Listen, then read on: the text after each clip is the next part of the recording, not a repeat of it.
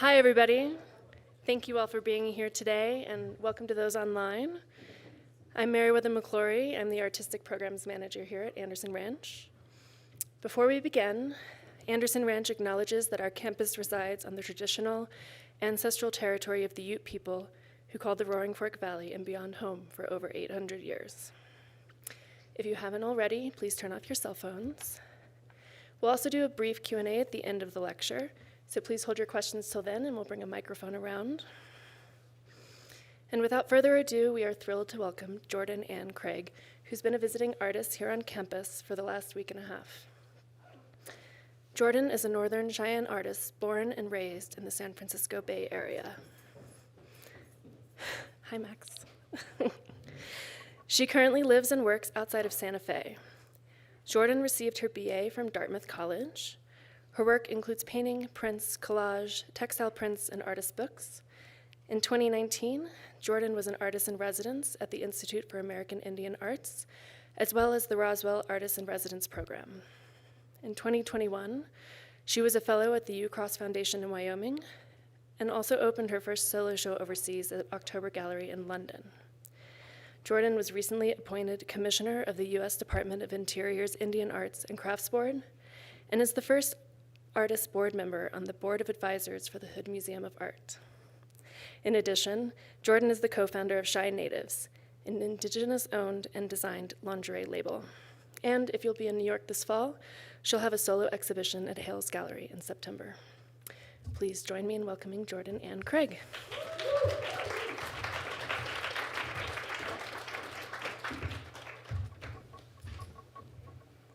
Thank you, Meriwether, for that beautiful intro. Thank you, everyone, for being here tonight, online and in person. It's so good because I feel like I almost recognize every single person in here, and hello to all your new faces, too. Hi, I'm Jordan Ann Craig, and I am the visiting artist this week and last week here at Anderson Ranch. So I figured I'd do something a little bit unique to this artist talk since I'm here. And this question is inspired and prompted by Liz and Brian at their home here on the ranch. And I think Liz asked me, so, like, what's your story? Why are you an artist? Maybe it was you, Brian. And I've just been thinking about this question since Saturday. And what makes an artist, or specifically what made me an artist? Am I crazy? Like, what's going on? We'll start off with these two. These are my parents, and they made me. That's Bridget Claire Johnson and Dwight Leonard Craig. Here they are camping. This is one of their favorite activities. That's a Berkeley sweatshirt that I still own today. And yeah, they're really cute though, aren't they? This is pre-kids. So this is my mother, Bridget. This is her in her favorite yellow sweater and matching barrettes, and she's Northern Cheyenne, born in Helena, Montana. She was adopted into an Irish Catholic family, raised with mostly Native siblings. So she didn't grow up within her culture, but she had a really unique upbringing in Livingston, Montana. So to the left is my dad. So I'm in the White Daddies Club. Somebody once said that, and I thought that was so funny. So my father is Norwegian descent. There he is with his twin brother. They're the youngest, and they have 4 or 5 older siblings. And they were raised in Livingston, Montana, just as my mom and her brother Greg. So there is my brother Greg, and then my beautiful mom a long time ago. I believe that was when she was like 15 and her brother was going off, I think in the Navy at the time, for a long time. So she was really sad in this picture, even though she's smiling. Okay, this is a really cute picture. I took most of these from Facebook, by the way, because I'm away from all my hard drives. But this is me and my dad. I was really lucky to grow up in a really loving household. My parents are still claim to be best friends to this day, and they raised 3 really strong girls. They had all girl daughters. That's a girl dad right there. And yeah, my dad is a chemical engineer, but he's really creative. He built, well, my parents didn't have much money. They grew up from very humble beginnings as well, but they had to like really DIY everything. So my mom sewed our clothes, including that thing that I'm wearing, and my dad built our furniture in our home. And even like the cushions, my dad would build the couch, my mom would sew and upholster the cushions, and they would make their own Christmas ornaments. They just made it work here in California. So I guess the story is they both grew up in Montana, they went to the same middle school and high school, never dated, and then we both wound up in California, and then I happened. So that's like the mystery of how I happened. So they raised us away from their families, and they had to make do and make it work. My mom. And also an outfit that she sewed me. So here's us in the kitchen, pre-furniture actually. Actually, I think that's the kitchen above us. We're in the dining area. And one thing that I was really lucky to have growing up is a bunch of art. My parents invested in those art supplies and those art kits. This was definitely a Christmas present. And that's me and my middle sister, Maddie, drawing. And did I cut her bangs in that picture? Maybe. And yeah, we were just really lucky to have like always access to the art world, the baby art world. And yeah, it was really fun growing up and being creative. I asked my mom when I became an artist. I kind of interviewed her 2 days ago, and I asked her, Mom, when did I become an artist? And she said, I think when you were 2. I think when you were 2. And it's so funny because me and this sister work together, and we have a business together, and we're both really creative, but kind of in different ways. We both can like draw really realistically, but I don't have any spatial skill at all. I am a two-dimensional person through and through, and my sister is like spatial engineer. She builds things. I was the one that would be like, oh, Mom, look at the beautiful sunset, and I'm like 3, and my sister's like tearing apart things and rebuilding things and pushing buttons, and so we make a good team. And then we also went camping growing up too, so that was like the one activity we'd go out and do as a family is camp in California. And my mom loves this picture because we never really got soda growing up, but we're drinking grape soda and we're like so much sugar in this picture. So that's Maddie. I love the Band-Aid too in that picture on her knee. 2000. So growing up, I always just excelled in my art classes from preschool and on. I think something that made me an artist was I was extremely shy growing up. So shy that the teachers thought I had many learning disabilities and I should be held back. So I got an extra year of basically art school in preschool. So I did 2 preschool years. And I think this is 2nd grade. I won this art contest, and it was properly documented with disposable cameras. So, but yeah, I think from preschool through college, I was always one of the hardest working art students. And I spent lunch in the art room, and when people go to parties in college, I'd be in the art room a lot of nights. So, like I said earlier, my parents had 3 daughters. They thought they'd have sons, all boys, and then they ended up having 3 daughters. So that was kind of shocking, especially for my mom and my dad too. But yeah, we totally outnumber him. But to the left, the farthest left is the baby, who I haven't introduced yet. That's Bailey and Craig. Middle is Madison and Craig. And then those two, that's them together, a picture I took of them wearing Shy Natives, which is our lingerie brand. Notice we all have the same middle name. I'm named after my grandma Leanne, Madison's named after our grandma Margaret, and then Bailey's named after us. Okay, these are really embarrassing and super cringy, but again, Facebook helped me put this presentation together.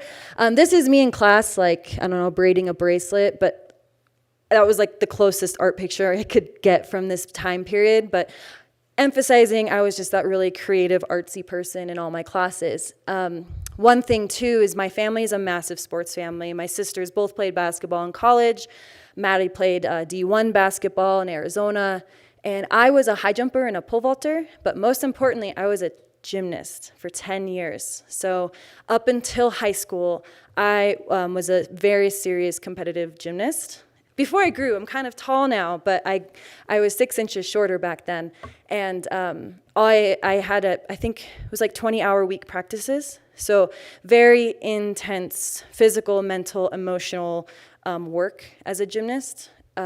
I feel like any major athlete can relate to the commitment it takes to be in sports, especially gymnastics, which is very emotional and mentally tough. So it made me really focused, and I could organize my schoolwork and do it on the way to gymnastics, and then have a 5-hour gymnastics session, and then come home, shower the chalk away and the blood or whatever, and then I would do it again, day after day for a long time, up until high school. And then I became a pole vaulter and a high jumper, while also being the artsy girl of the high school. And then I became a real overachiever at Dartmouth. I studied art. I went in undeclared because I didn't quite accept being an artist at this time. Even though apparently I've been an artist since 2, I never said I'm an artist, I'm a painter, I'm a printmaker. I just always kind of like didn't know. So I went in undeclared, and I'm glad I did, but the first class I took was a collage class. And then I took an art class almost, I think all terms except for one while I was in school. So this is a Painting 2 class with my mentor, Enrico Riley. He was the professor at the time, and this was a picture for my final crit. And I feel like you can kind of see my interests coming to life here with pattern making and mark making. And oh, such a cheesy grin, also taken from online, this picture. But yeah, just some of the studies, some figure, some color studies, and some pattern work. And then I dropped color altogether in college. I got really I don't need color. I need to focus on texture and tone. And so then I got really into monoprinting and collage. So these were my prints that I was making for years. It started when I TA'd film photography, and then I got really overwhelmed by everything that wasn't black and white. So then I just stripped color and focused on composition and layering and textures. If you know my work now, you're like, who's that? I don't know who that is. But it's definitely part of the beginnings of becoming an artist and building up my portfolio. I was a really prolific printer. I would print I used a lot of paper in college. And then after college, I became an intern. So there was a program where you can come back to college for a year and work with the faculty. And I think this was also another step in becoming an artist, because then I could see how it was like working with other artists, the professors, and getting all the inside scoop, and seeing how academia and art world kind of collided. And I became really close friends with these people, and I'm still friends with them today. And we all kind of went in different directions. So some are studying architecture, some went into film, but we all worked and did the intern life. So then I moved home after college and after interning, and I was like, okay, well, I think I want to be an artist. I have no idea. I don't really have that many skills. I have no skills at this point. I could I didn't even know how to screen print at the time, but yeah, I moved home and I was like, okay, how am I gonna figure out how to do be an artist? And I found a residency at SAR Art Institute, which a few of us in the audience have participated or done things there, and it was cool. I could drive from home. I would save up my money for gas and printmaking paper. And then I learned how expensive printmaking paper was, and I was like, okay, yeah, I need to really, make good work now and be a serious artist. So I started doing residencies, and I didn't know what a residency was until after I finished college, but I applied to so many things. I applied to 20 plus residencies, and then I was able to plan my life for a few years doing them. And so I did that circuit thing that a lot of other artists like to do when they come through here, is do a lot of residencies, because it's addicting. But that was kind of how I learned how to also be an artist, because I was around all these people also doing it and also figuring it out. So I got to go to Venice, Italy. I got to learn how to screen print in Berkeley, and then later in Cork, Ireland. And then I did textile printing in London. And then I was doing graphic prints and making artist books in Amsterdam. And also, to the very left, I started painting these hard-edged paintings in Santa Fe, New Mexico. And this program was at the School for Advanced Research. I hadn't painted since college. It's been a few years. This is 2018. So it'd been 3 years. I was still doing those black and white things. And this was the first time I started studying indigenous objects to make work. And I had something really concrete to look at and things that were really real and were made with so much beauty. So studying Pueblo pottery and making not only these dot paintings, but also these hard-edged paintings celebrating, in this case, a Laguna pot. And I digitally designed these, and at the time I had this $40 projector I was just telling Meriwether about, and I would project it to my canvas, and I would translate the digital designs to paintings. And at this time, I didn't know that skinny tape existed, so I cut every single piece of that tape to make skinny tape. Now you know you can buy 1/8" tape. Fun fact. And then after that Santa Fe residency and then internationally doing residencies, I did move home to be with my sisters in Oakland for 9 months.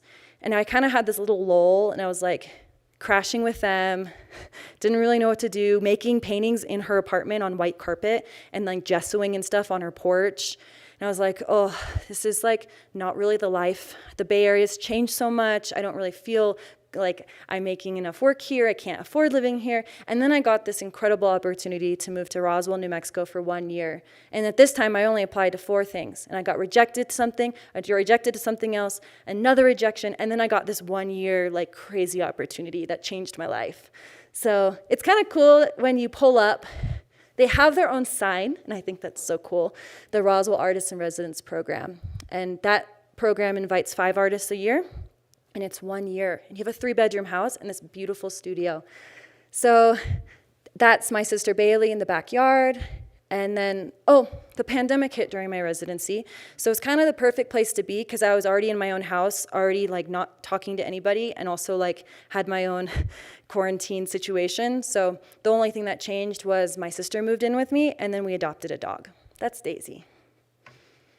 So I kind of skipped over a lot of stuff, but I started studying Cheyenne beadwork, which I will bring up more pictures in a bit.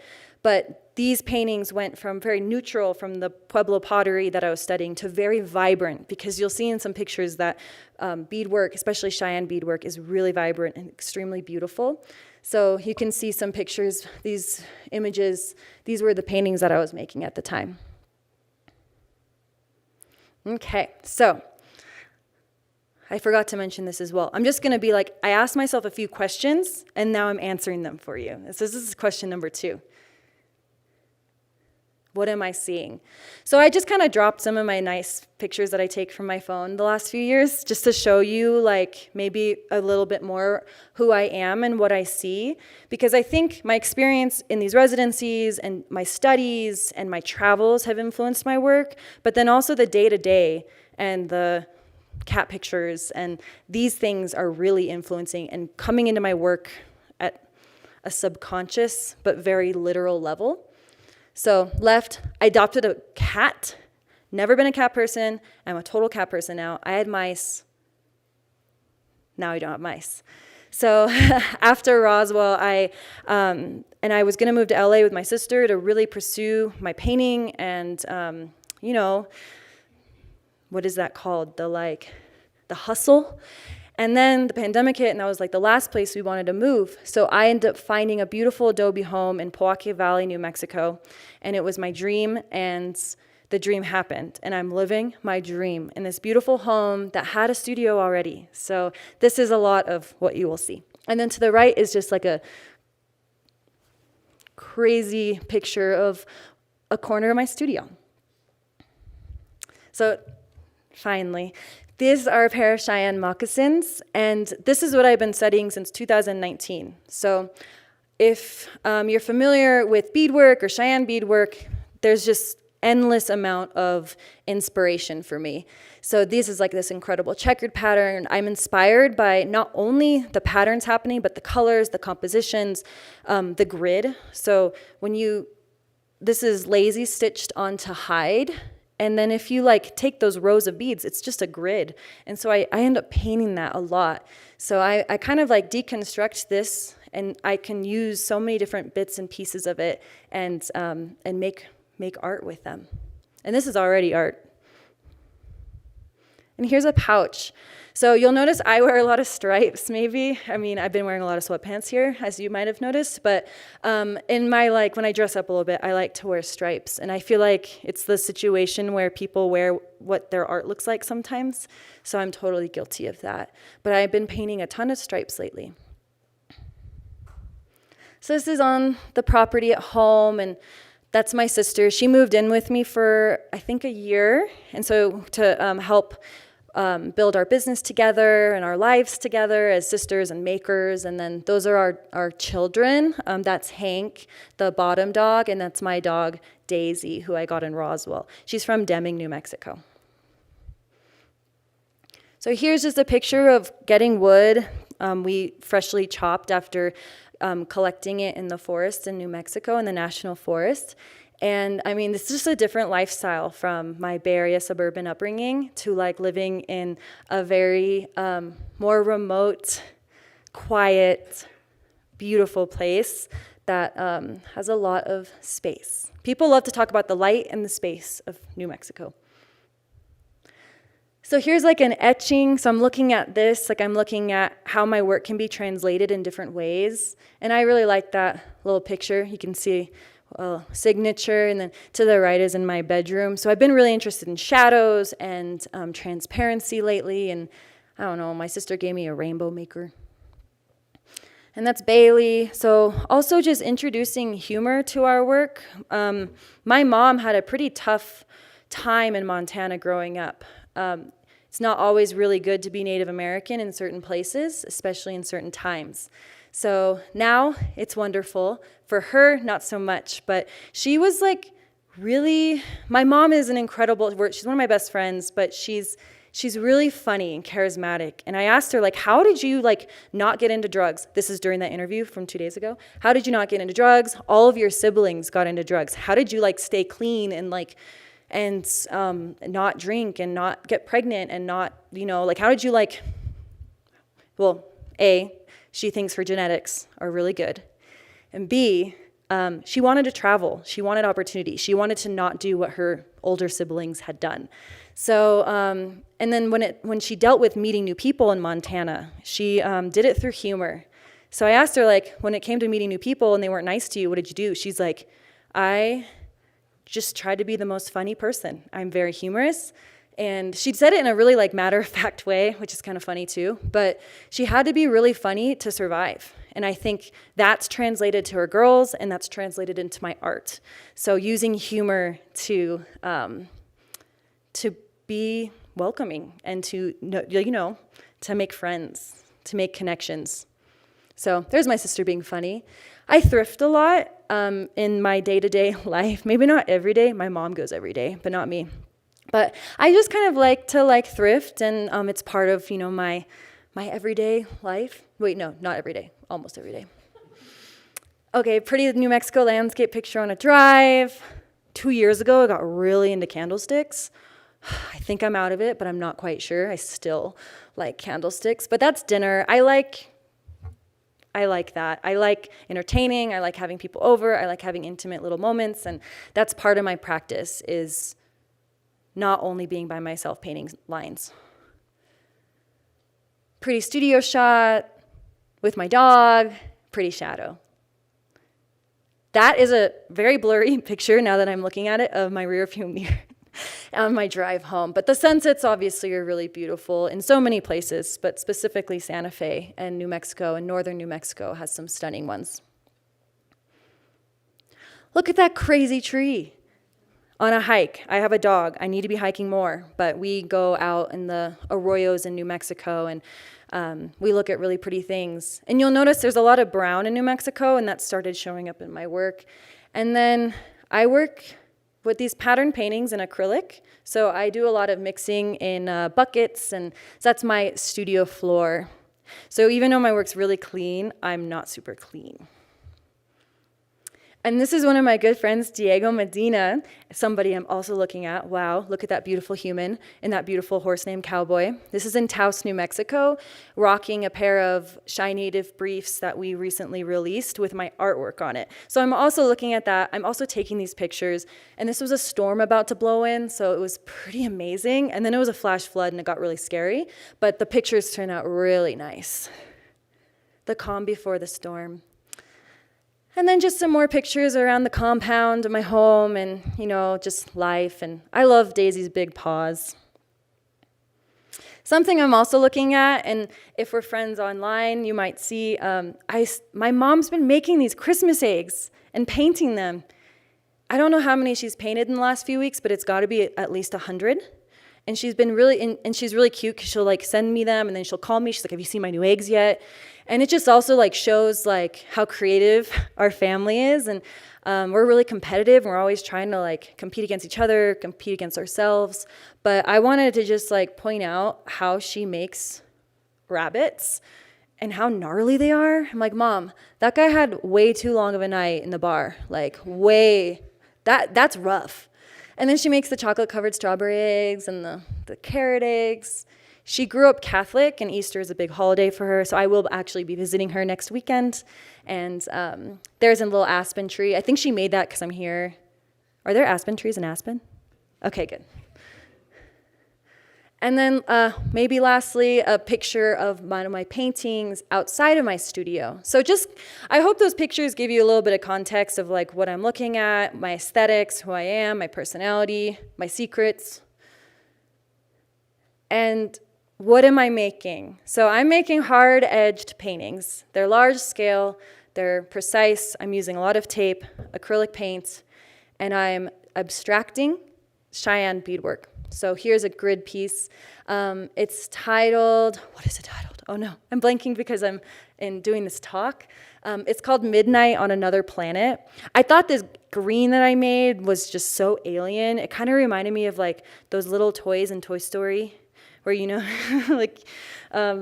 maybe you don't know, but it reminded me of those little characters, and this just felt like midnight on another planet, I guess. And this piece is 65 by 70.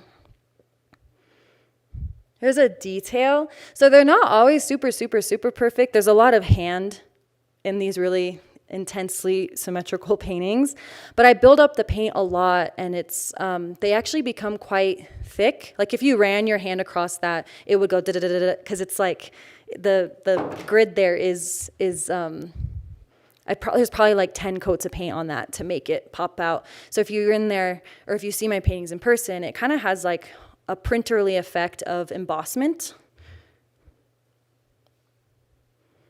Here's another painting. I had my sister come in my studio and name this one because I was kind of I don't know what it's going to be called. And she goes, "It's kind of soft-like." I was like, "Okay, soft-like." There we go.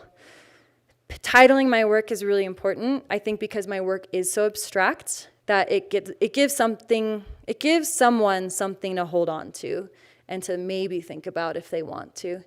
This painting is titled "Stop Flirting with Me," and I really like that title. I only wanted to share this painting because of the title, but my sister in 2020 moved in with me, and if you ever gave her a compliment, she'd be like, "Oh, stop flirting with me," and she'd flip her hair, and her voice would be way more high-pitched. And in the grocery store, the woman would be like, "I really like your bracelet. Stop flirting with me." And I'm like, "Is that appropriate?" But she'd do it to anyone and everything, about everything. So that became kind of a running little joke. And so I named this painting "Stop Flirting with Me," which is also kind of it could be funny, but it also can be kind of intense, "Ooh, get away from me." And here are some more older works. I made this left one in 2020. These are my dot drawing series. And I started these in 2016. And I use a Q-tip and oil paint, and I stamp each dot. And I don't know if you've noticed, but a lot of people like to comment on my energy. And I do have a lot of energy. And these just kind of help me focus. And I like to cover the entire canvas. Someone asked me once, "Oh, would you ever leave something?" No, I'm like, no. If even these works, everything has to be covered and like an aerial view, it's all nice and to each edge. And then this is another painting titled We Don't Have to Talk About It.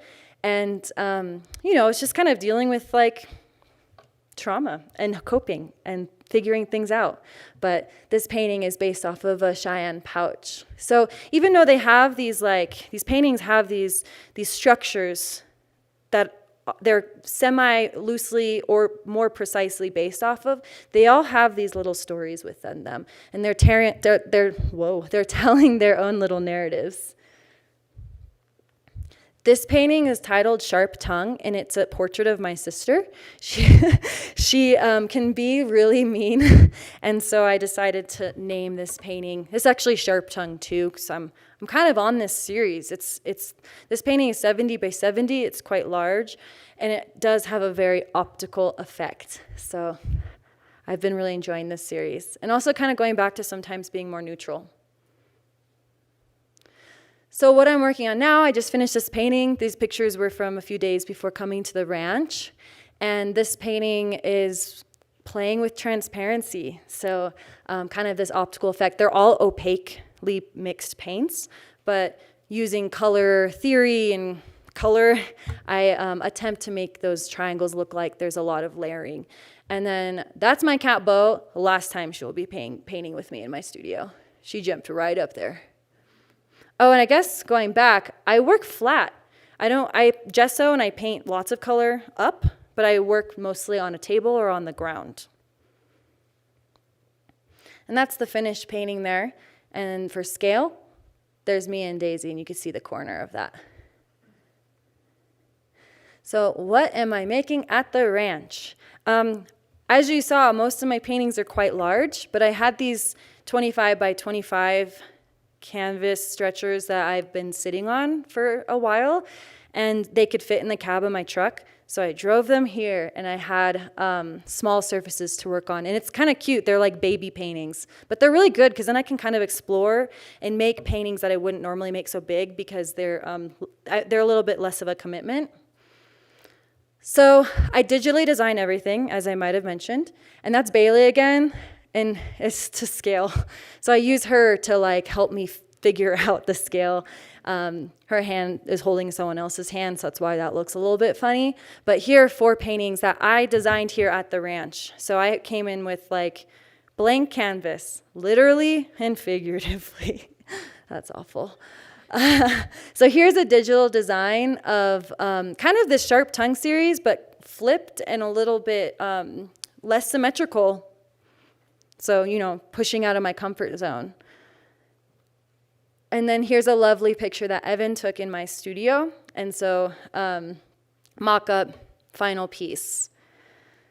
And I decided to continue to do works that I've been building up towards, but also just, like I said, playing around with other designs. So here's another lovely picture taken here at the ranch by Evan, and color is really important to me, as you saw, hopefully, from my live pictures, but I have to mix them, and if you have any experience with most materials that dry, they dry differently, so I have to do a bunch of swatches, and then to the right, I actually end up painting little mini tiny panels to make sure the colors are gonna work. One time in college, a professor gave me a critique that I'm a rigid person. It's the best thing I've ever, the best thing. I was so offended, I was so sad, and it literally really hurt my feelings because I feel like I'm goofy or loose or, ooh. No, I'm really not that, but my work is rigid, and he's so right. He's so right. So it's interesting from the last artist because I'm the least spontaneous artist probably in this room, probably. I mean, Lindsay, we worked together on that one, huh? You're also planned and coordinated. But I like to plan everything down to the scale, to the color, to the sheen, everything is, and then everything else in life, I don't have to predict. This is the painting I worked on last night instead of working on this talk, but I made this is all 1/4-inch tape. So I made a nice gridded stripe painting. Okay, 2 pictures here. This is a really awkward little painting, and I really like it. I would never have painted this large, and then I made it, and I'm really happy with it. And I don't know if I'll ever paint it again large, but it's a cute little painting. And then to the right is that stripey one, but I wanted to show you the edge of my canvas, because even though my work in the face is quite symmetrical, aesthetically pleasing, maybe not. And then the sides, I keep them really raw. I never paint the sides of my canvas. I don't continue the pattern to the sides. I like that you could see the buildup of the paint, the fingerprints, I don't know, oh my gosh, I almost got blood on this from a bloody nose last night, barely missed, but it would have been part of it. I couldn't get rid of it. So it shows the history and the layers of the painting. 2 more pictures of some new cute little paintings in my studio. I'm sorry, they're so cute, they're so small. But yeah, I really enjoyed making these. These are triangles. So I've been really into triangles as well as stripes, but playing with this idea of transparency and repetition. And there's a nicer, more professional picture of that, of me holding up this painting. I don't think I've really titled them yet. Like I said, titles are really important, but sometimes the title comes well after. So I've been really busy. These all happened within this week, so I have to maybe rest a little bit on them. And this is a nice little portrait taken a few days ago. So that's what I've been working on here. And I'm looking forward. I will drive back home to New Mexico this weekend, and I am going to be painting 86-inch diptych panels. So I'm really excited to go really big after this really cute experience working small. Thank you.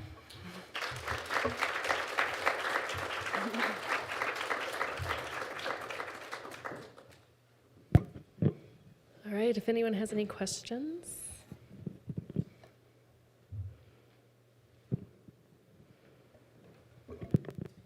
Thank you for your talk, and thank you for introducing your family also, because usually artist talks are an artist who's born in a void and it just has work. So that was really, really nice and refreshing. And I'm curious about this 8-inch tape. 8-inch, eighth, 1/8, 1/8, 0.125. So what do you like about it? I like the thin tape. Yeah, the one that you mentioned twice, which I think is that green one. Yeah, I'm really particular about my materials and my tape. And when I discovered that they have pre-made small, skinny tape, it just expanded how I can use it as a tool. So, I mean, if I had to cut little tapes all day, I don't think I would be making many tape paintings anymore, because it just take the fun out. So yeah, it's just nice. I could use that as a design element within my paintings, and then it's not all I think standard tape is 0.90 inch. Okay. And then there's 1.33, and then they all have the sizes, but it does go smaller. I'm curious though if frog tape would go custom size for me, but it's a future conversation. So yeah, it's nice to play with the skinny tape, because I, as you saw with a lot of those grids, I use the thinner tape to get the effect. It doesn't bleed. I make it not bleed.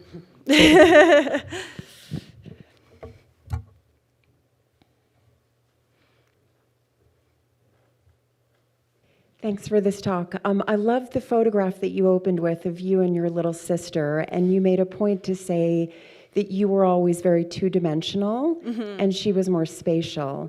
And I loved in the part of the talk where you showed, what am I seeing? So many of your photographs showed so much space. Do you recognize that? Can you talk about that? Does photography influence you? Is it an important part of your practice, whether you know it or not? Whoa, these are so many good points. I just realized that I have to live in space all the time. Yeah. But I actually like to take photos, which flattens space too. So that's a good point. Photography is a huge part of my practice. I love film. I document most of my self-portraits and my art with 35 millimeter. And of course, they have to be the fancy, really nice pictures too. But I do most of the photography for Shy Natives, which has been a really important project, which I didn't speak too much about, but that's been 6 years in the works. And that is mostly using film photography and working with people and space. So yeah, I still, through and through, I'm so two-dimensional. It'd be great to come back and work with ceramics or something, you know, that like I can, you know, make a tile flat. But my sister designs and sews all the lingerie, and she, like, you have to, does anyone have any experience sewing? It's so hard, like flipping things, like, I mean, I like sewed pillowcases and I would do it wrong. Like, and it's just 2 pieces of fabric and I would still sew it backwards. But she is just like, she sees the world through a completely different lens. She's like a master. When I did a mural at Facebook a few years ago, and I hired my 2 sisters, naturally, as my assistants. And she was the one that was able to translate. I mean, I could translate it to like this big. She was able to help translate that art to 32 feet. Because she's got that, I don't know, math brain. She's got my dad's engineering brain. She would correct her math professors while also never doing her homework. Thank you. Thank you. Sure.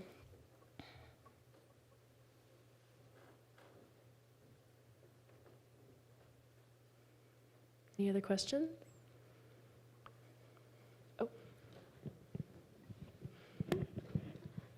Yeah, could you talk a little bit about your experience at Roswell during the pandemic and having your sister there as an assistant, what that was like for you?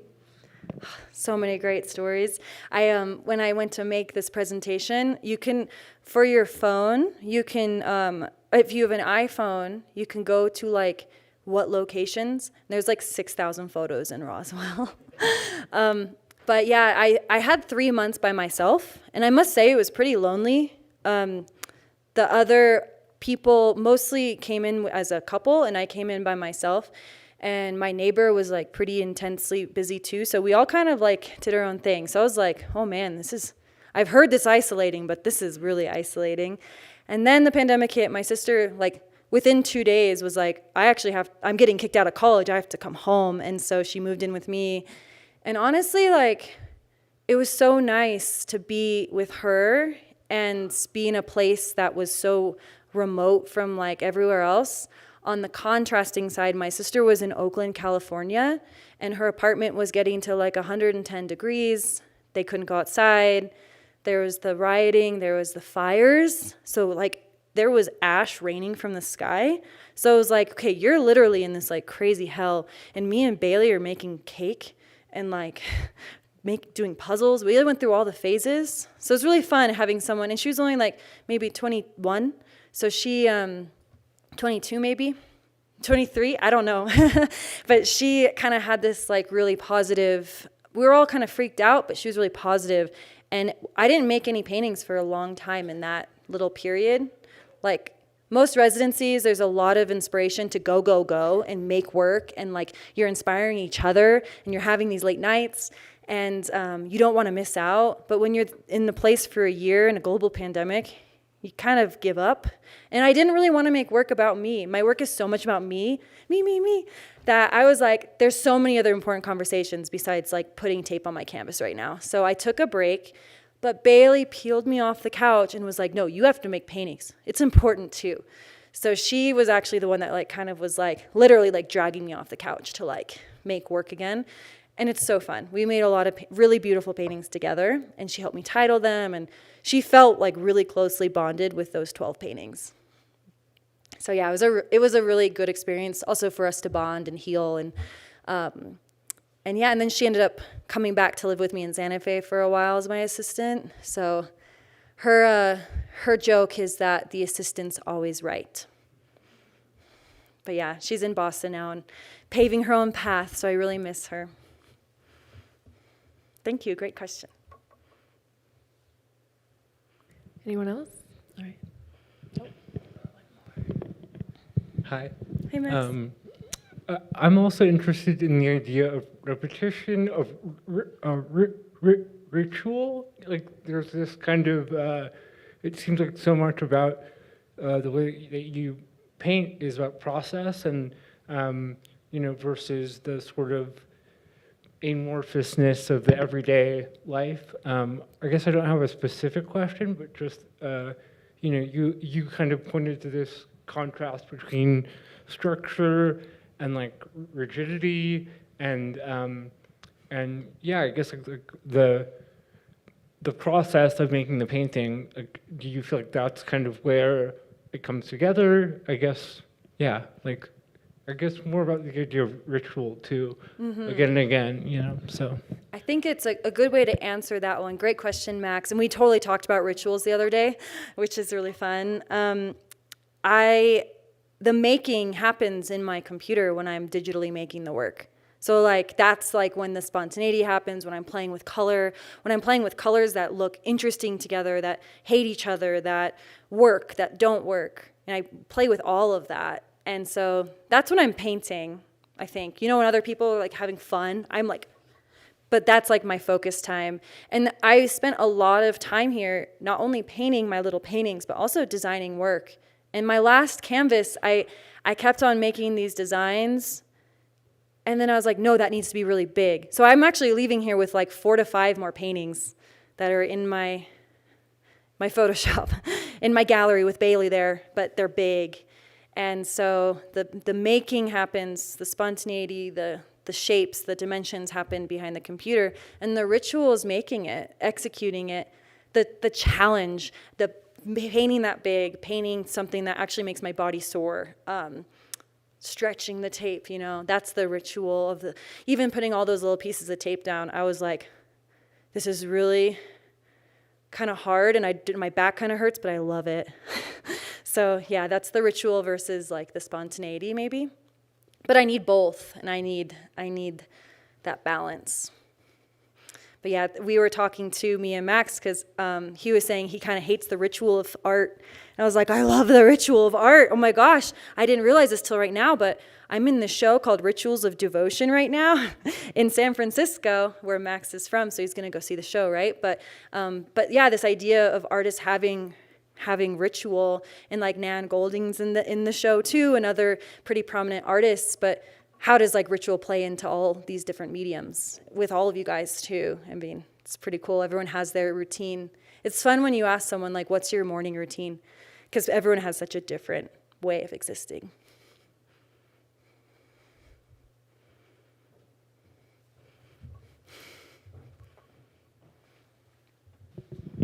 Well, I'm very interested in how you found yourself, whether that was like from the 5 years of you doing the residency, but post-college.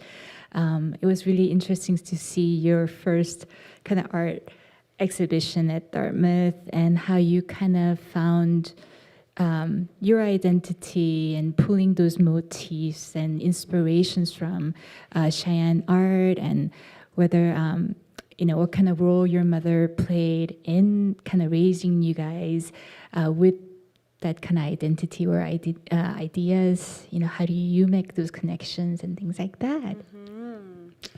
I think I'm a pretty even though I might be rigid or like stuck in my ways, I'm the older sister, by the way. So like I have that going for me. But I feel like I'm also really malleable and sensitive. I'm sensitive to like people or place and doing all those residencies and like learning and being a sponge. I think of my mom, who did not want me to be an artist, by the way. She was like, you need to get a real job. Like after college, you need to study something that's gonna get you a job. You're off my insurance soon, that type of thing. And then I just kept on taking this risk of I think I can do this, or dipped a foot in, I don't know, when am I really gonna be an artist? I don't, if I am, but I just kind of kept going for it and finding opportunities that could help me do it too. But I guess where I'm going with that is I was making those really big SAR paintings, and my mom came to visit, and she saw how amazing that opportunity was, and she's like, oh, maybe you can do this. This is a really nice house you're living in. This is a nice studio. Santa Fe's nice. And then she helped me gesso, and then she decided she'll never do that again. It's really hard work. So she was professional at getting the burritos, but then she kept on saying, paint more. These are really good. Paint bigger. Paint more. get 5 more canvases in there. Like, it was kind of, and it's kind of like a game, like a challenge, like a sport, painting as sport.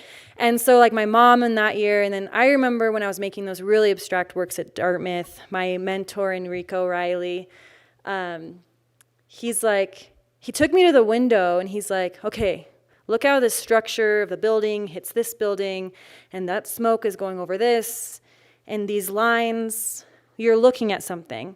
Maybe when you're making work, look at something. It could still be really abstract. It could still look the same, but it's rooted in something. And then I made this portrait of my first houseplant, and I had this pattern behind it, which had kind of like the morning star symbol, which is my tribe's symbol. And I was kind of repeating this pattern, and it had my indigenous symbol kind of in there. And Enrico was like, not interested in my plant at all, but he's like, I really like what's going on here. What if you can clean that up? So it's just all these little things that kind of like over the years, people hit me with these little gold nuggets that I can really hold on to. But just taking me to the window and having, even if you're an abstract painter, like having something to base something off of makes it real, even if it's an abstract piece. So, and he at the time was doing super abstract stuff, but it was very helpful to, have something, even if it was based off the skyline or a box, like it's something that can help you relate. And he said the viewer will feel that. So when I started painting that fabric, that also kind of combined. And those conversations, oh my gosh, I'm so sorry. Yeah. Those conversations happened years apart too. So the window talk versus the pattern talk. And then, so I think it's just like meeting people that say something to me that, like the rigid thing, and also just growing tough skin too. But yeah, I think it's just these little things that have helped me and supported me. Hi. Hi, Jane. I have a question. So, I don't know, 10, 12 years ago, I was in a show in Kansas City with Tom Jones, who's a photographer from Wisconsin. He's Ho-Chunk. Mm-hmm. And I met him before. he's wonderful. Mm-hmm. But he makes art. All his art is about his being native. How important is that to you? I know you use the patterns from some of the beadwork and that kind of thing, but I guess that's my question. Yeah. Well, Tom Jones makes these beautiful portraits, and he beads into them, correct? Yes. So I met doing that him now. because I was visiting at IAIA. I'd already done a residency there, and I went back to go say hi or something. And he was the resident, so I actually oh, by the way, I'm not really shy anymore. I think that's something that I forgot to mention. I was really shy growing up, and then I don't know what happened, but I'm not as shy, even though I'm kind of introverted still. But I went into his studio, and I was like, I was the last resident. I wanted to say hi, and he's really lovely. But he makes these portraits, and he physically beads into them. So that's some context with Tom. But I think being a native artist is really complex, and it's something that has obviously opened really big doors for my practice. And for me, it's not really fully about me. It's really about my mom and her story. It's about my sisters. It's about our little nuclear family. Because we don't have the upbringing or the culture from our tribe, my mom is now in contact with her biological mother from the reservation. So we have those, we have family and we have support in that way. We can talk. My grandma Facebook messages me, which is really fun. I've only met her a few times, but she'll about weekly send me something that's like a meme or I don't know, but it's so, to answer your question, I think it's really fundamental to my practice, but there's so many other stories, the modern, contemporary, everyday, mixed native woman living in this world stories that hopefully resonate within the art too. Great question, thank you.